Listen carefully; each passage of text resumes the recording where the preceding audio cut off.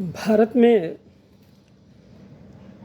पहले से चला आ रहा है ब्राह्मणवाद, और डॉक्टर अंबेडकर ने भी इसकी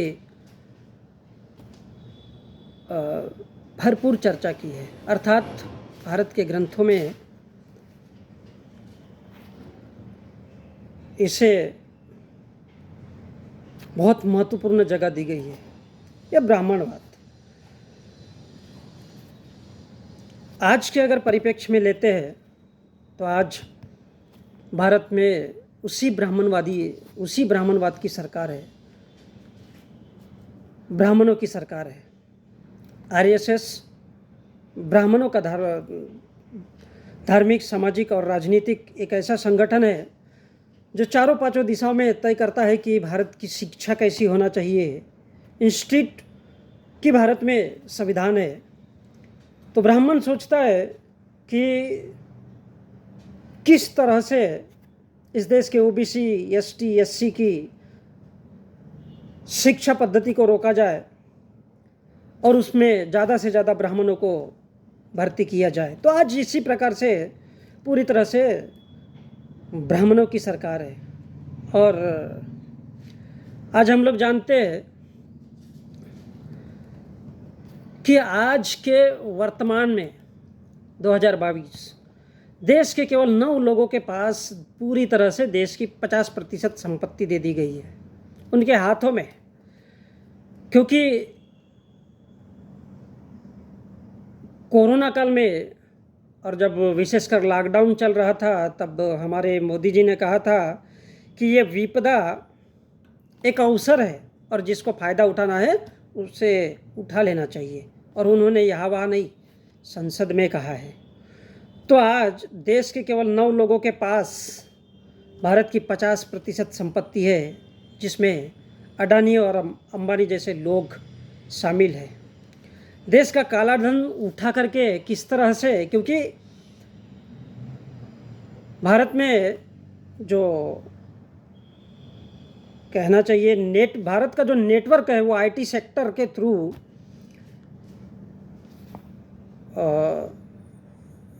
जिस हम नेटवर्क का इस्तेमाल करते हैं उसके थ्रू सीधी जानकारी सरकार के पास जाती है, और सरकार उस जानकारी को हासिल करके उन कंपनियों पर दबाव बनाती है, उन संस्थानों पर दबाव बनाती है, और इस प्रकार से वो पैसा बाहर के बाहर सीधा सीधा आरएसएस को दिया जाता है, जिससे आज पूरी तरह से देश कंगाली झेल रहा है।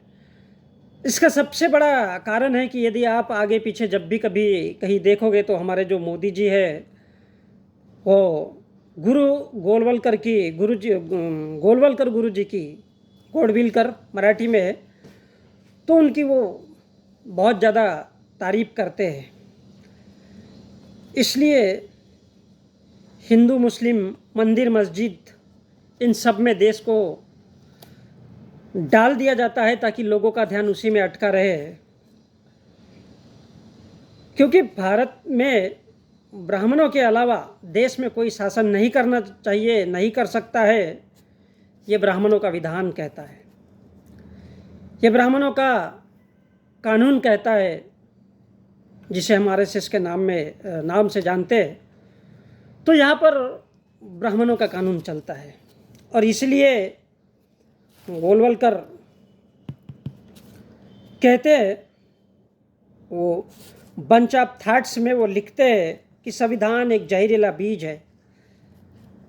जहरीला बीज क्यों कहते हैं?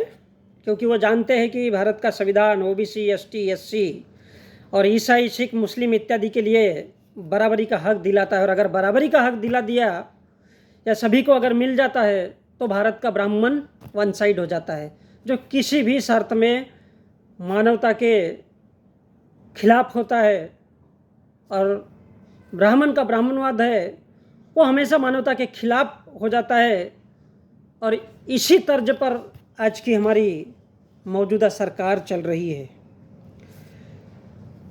क्योंकि यदि ओबीसी, एसटी, एससी, ईसाई, सिख, मुस्लिम, ये सब अगर बराबरी का अधिकार यदि पा लेता है तो फिर भारत में ब्राह्मणों की गुलामी कौन करेगा, ये एक बहुत बड़ा विषय है ब्राह्मणों के लिए और इस देश के तमाम लोगों के लिए।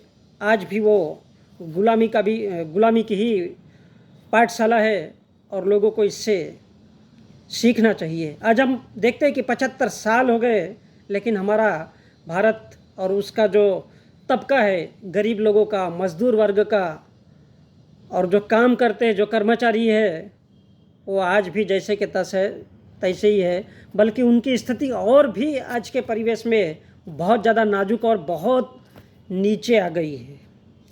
क्योंकि इसका सबसे बड़ा कारण है कि आज जो देश की सत्ता में बैठे हुए लोग हैं, जो काबिज है सत्ता में, वो लोग आरएसएस के भक्त हैं। 18 राज्यों में लगभग उनकी ही सरकारें हैं और यहाँ तक कि आरएसएस ने अपने ही ब्राह्मणों को भारत के सुप्रीम कोर्ट में, हाई कोर्ट में बैठा दिया और इस प्रकार 99% लोग उन्हीं के हैं। क्योंकि जब तक सभी धर्म, सभी जातियों के लोग उसमें नहीं जाके बैठेंगे तो कभी भी सरकार पर दबाव नहीं बनेगा और यथावत ये जो सारी प्रणाली है वो चलती रहेगी। वो गुरुजी जानते थे, गोलवलकर गुरुजी, जब तक ओबीसी, एसटी, एससी इनको आपस में हम लोग यदि नहीं लड़ाते हैं तो हमारा ब्राह्मणवाद कभी भी ख़त्म हो जाएगा। ये आपस में लड़ना चाहिए, ये लड़ते रहना चाहिए। और यदि ये आपस में लड़ेंगे तो ब्राह्मण जैसा चाहेगा वैसा इनकी सुनता रहेगा, चाहे वो मंदिर के नाम पे हो, चाहे मस्जिद के नाम पे हो, चाहे मंदिर जाने के लिए हो, और वो शिक्षा से अपने आप दूर होता चला जाएगा। इसलिए हम अंग्रेज़ों की गुलामी कर लेंगे। वो लिखते हैं कि हम अंग्रेज़ों की गुलामी हमको चलती है। कौन? गोलवलकर गुरुजी।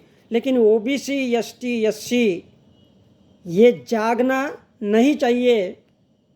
ये जाग गया ऐसा हमको नहीं चलता, क्योंकि अगर ये जाग गया तो हमको ही इनकी गुलामी करनी पड़ेगी। ये हमारी बराबरी करने लगेंगे और बराबरी करने लगेंगे तो फिर भारत से ब्राह्मणवाद पूरी तरह से ख़त्म हो जाएगा और ना ही ऐसे लोगों की सरकारें होगी और ना ही ऐसे इनके फंडे काम करेंगे, इनके एजेंडे काम करेंगे।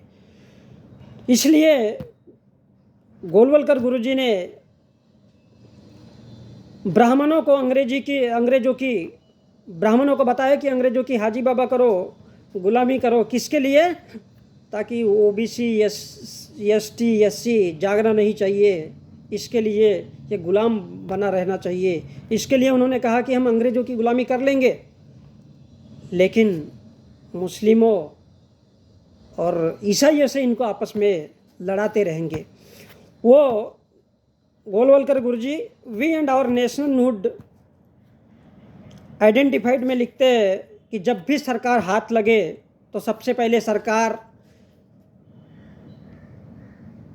देश की धन संपत्ति, राज्यों की ज़मीन और अपने ये जो है राज्यों की ज़मीन और ये धन संपत्ति देश के सरकार की, ये 2 या 4 लोगों में, विश्वसनीय लोगों में दे देना चाहिए। और आज यही हुआ है। आज भारत के 9 लोगों के पास, अदानी अंबानी जैसे 9 लोगों के पास भारत की 50% संपत्ति जा चुकी है। आज 8000 लोग ऐसे हैं जो भारत से विदेश पलायन के लिए भारत से भागने की तैयारी कर रहे हैं। 8000 लोग। यदि ऐसे धनाढ्य लोग इस देश से चले जाएंगे, जिनके पास पैसा है, तो भारत बुरी तरह से और पूरी तरह से कंगाल हो जाएगा। क्योंकि ये लोग जान चुके हैं कि अब भारत रहने लायक नहीं है। और ये कितनी बड़ी शर्मिंदगी की बात है। ये मौजूदा सरकार को सोचना चाहिए, हमारे मोदी को सोचना चाहिए। और वो इसलिए नहीं सोचना चाहते, जानबूझकर नहीं सोचना चाहते, और वो जो भी कर रहे हैं जानबूझकर इसलिए कर रहे हैं क्योंकि गोलवलकर गुरुजी कहते हैं कि 95% जनता को भिखारी बना देना चाहिए। राज्य की जो सरकारें हैं, जो देश की सरकार है, उसकी धन संपत्ति केवल 2-4 लोगों के हाथ में दे देना चाहिए, 2-3 लोगों के हाथ में देना चाहिए, वो भी अपने विश्वसनीय, इन पे भरोसा है। और 95% जनता को भिखारी बना देना चाहिए। यदि भारत की जनता यदि 95% भिखारी बन जाएगी तो उसके पास क्या रहेगा? क्या रहेगा? वो गुंडागर्दी करेंगे, गुंडा मवाली करेंगे, आपस में चोरी डकैती करेंगे, एक दूसरे को मारपीट करेंगे, गुंडाई से चलते रहेंगे और गुंडागर्दी के ही तरह से जीते रहेंगे और शिक्षा से हमेशा हमेशा के लिए दूर हो जाएंगे। तो इस प्रकार से ये जो विचार है कि 95% जनता को भिखारी बना दिया जाए, तभी तो ऑटोमेटिक 7 जन्मों तक हमारे हाथ से कभी सत्ता नहीं जाएगी। क्या ऐसा कौन कहते हैं? गोलवलकर गुरुजी। और आज वास्तव में उसको मूर्त रूप दे दिया गया है, क्योंकि आज देश त्राही त्राही हो चुका है और गोलवलकर गुरुजी को जो भारत का संविधान है वो नहीं चलता। वो इसलिए नहीं चलता क्योंकि वो सबको बराबरी की, सबके लिए बराबरी की बात करता है, चाहे वो कोई भी धर्म का हो या किसी भी जाति का हो, किसी भी वर्ग का हो। यदि आज जिस प्रकार से है, आज जिस प्रकार से इस देश के किसानों को आतंकवादी कहा जाता है, यदि वो अपने अधिकार में, अपने अधिकार के लिए लड़ता है तो उसे लड़ने नहीं दिया जाता और उसे पूरी तरह से दबा दिया जाता है। तो इस प्रकार से ये गोलवलकर गुरुजी थे, जिनके महान विचार इस देश के लिए याद किए जाएंगे। और आज भारत की भारतीय जनता पार्टी उससे अलग नहीं है। भारतीय जनता पार्टी और आरएसएस दोनों एक ही है। यहाँ तक कि आज इस देश का सुप्रीम कोर्ट, जिसमें खुद ही ब्राह्मण बैठे हुए हैं, जो भारत के संविधान के रक्षक है, आज वो खुद खतरा महसूस कर रहे। तो सोच सकते कि आज का परिवेश या हम लोग किस दिशा और दशा में जा चुके हैं। मैं संजय, जय भीम।